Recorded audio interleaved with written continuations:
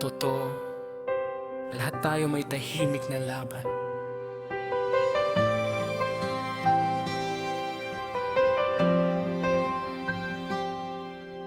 Hindi nila alam kung gaano kabigat ang dinadala mo araw-araw. Hindi nila nakikita ang mga gabing pinipilit mong umiti kahit pagod ka na sa kakaisip.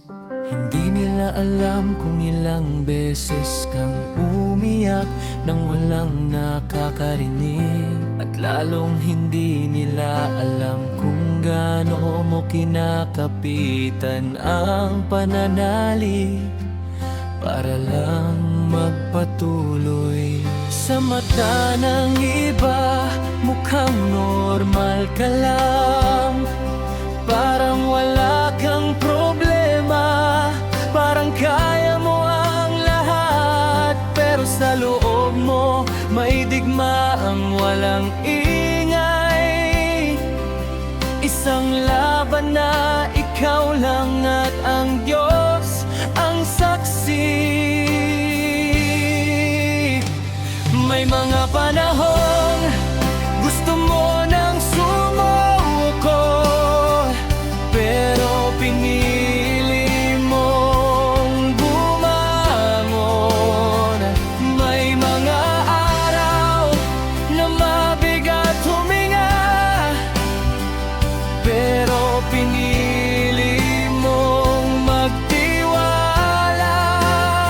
Hindi dahil madali, kundi dahil alam mong wala kang ibang kakapitan kundi ang pananampalataya mo. Ang tahimik mong laban ay hindi kahinaan.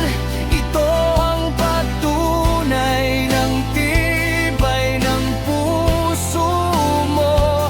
Habang ang iba ay naghahanap ng kakampi sa mundo, ikaw ay lumalapit sa Diyos sa katahimikan. Minsan iniisip mo kung may nakakaunawa pa ba sa'yo, kung may nakakapansin pa ba ng sakit na tinatago mo.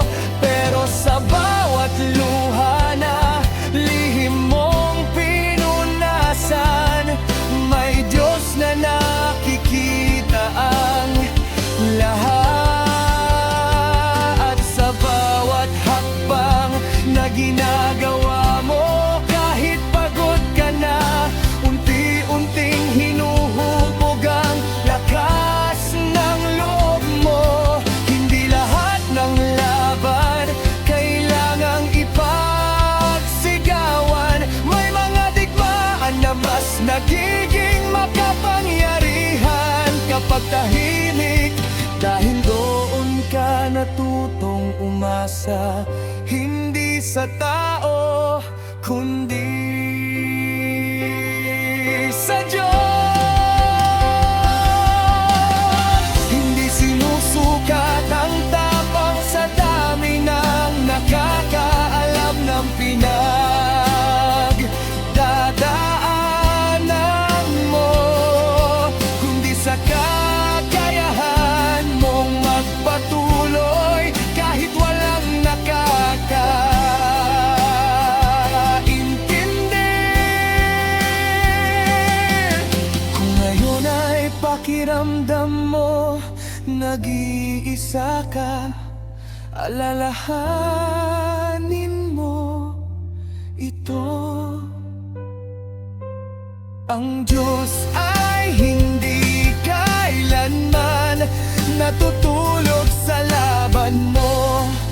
Nakikita niya ang luha mo, naririnig niya ang dasal mo, at alam niya ang pagod ng puso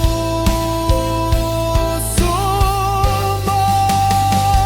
Darating ang panahon ng tahimik mong pagtitiis, ay magiging patunay ng matibay mong pananampalataya.